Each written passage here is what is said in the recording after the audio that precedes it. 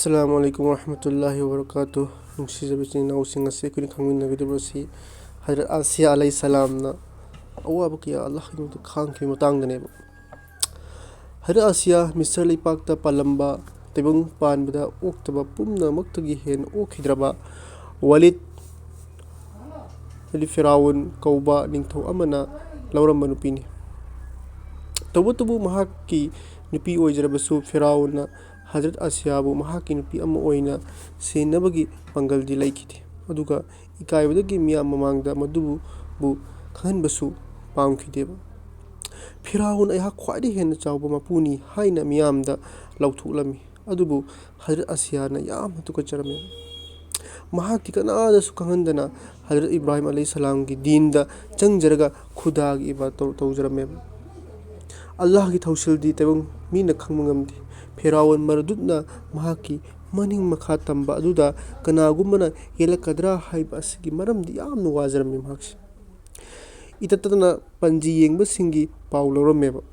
nungmadi panji yengba amana hai Bani Israel da angang nipa ama pokani maduna hek chorokpa matamda mahaki maning makha tawriba punamak asi arima thalagani harameba masina maram oiraga Bani Israel da pokpu nupa macha singbu hatuklami nupi macha singbu hing thamlame madugidmakta Bani Israel gi yum khudingmakta ngak senaba mi kayamuk talapiduna thamlame Bani Israel kangbuna Imran kaubu nupa amagi nupina angang nupa amma unrami matamoda nupi aduna khalame nuksijarba icha asibu tamthira Firawun da karamna sinnagani haina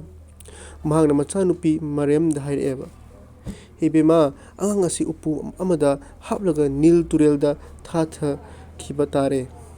aduna usuba amma kaura uchalu hayeba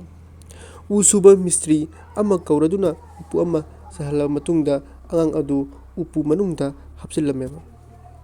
angang aduki maming Musa kawireba adugi matungda Nil turendane thatha pikreba Amaromda Firawun magi mahal mathakta mahaki nupi Asiyaga loina leipak sasangi maramda wari sanadu lairami Firawun gi mahalgi akoibada Nil tureldagi ising chinsilakpa kenen ama lairameba kenen asida upu ama tawsilaklami Firawun hairai Asiya fajarba upu ama tawsilakle makhoi animak upu adu laukhatnabaidwa ising mapanda kumthrameba Firawuna chingkhatnaba hodabada upu adu lengmu fawngam adubu Hazrat Asiyana chingkhatpa matamdadi ikhang khanghudana kangfani yausilakleba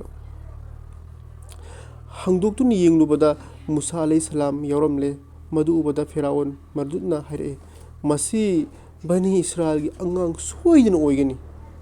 yarabadi hingjasunu haina thadarakpa oiramgani adubu aigi ikhutta thunglarabanina hatokpa taredana Hazrat Asiyana hairai Hazrat Asiya bibina harpidanaba haijarameba ufum asibu Allah Ta'ala na Quran da sumna panbiri angang asi aikhoi animaki mit ingthanaba machakni hayudi icha laitaba maram na aikhogi pothafam leiramdabado haujikti masina aikhogi pothafam oiragani mabu harpiganu aikhoi anina kan phangba yai natraga aikhogi ichadum othulasi masi tabda Firawun gi nungmuk kanba thamoi ado mai yairaba khoirugum thothakreba amasung angang adubu nungsiba hawrakleba